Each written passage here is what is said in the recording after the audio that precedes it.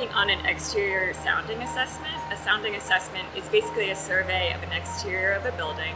We go around with using tools like mallets, smaller hammers, and basically tapping on the exterior elements such as coral stone in the case of Vizcaya to see if there's any sort of cracking, delamination, or other causes that would result in an intervention needing to be made.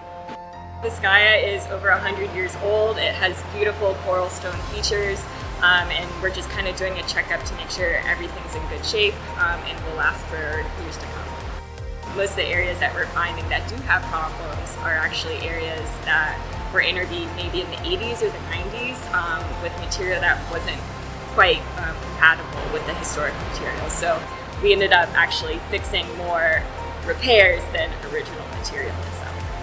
We're finding that a lot of the coral stone is in great condition. In instances where the coral stone isn't in its best shape, it's usually really close to the water.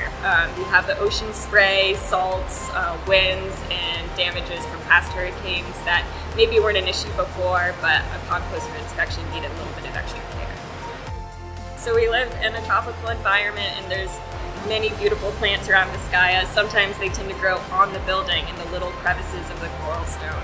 The problem with that is that their roots expand into the stone and can allow water and other salts to get into the stone and cause damage. So the plants, although they're beautiful, don't belong on the building. Vizcaya has a great in-house conservator, and they're always examining the building, but every, I would say, decade, 2 decades, it's good to really get up close with the lift or scaffolding and have that up close examination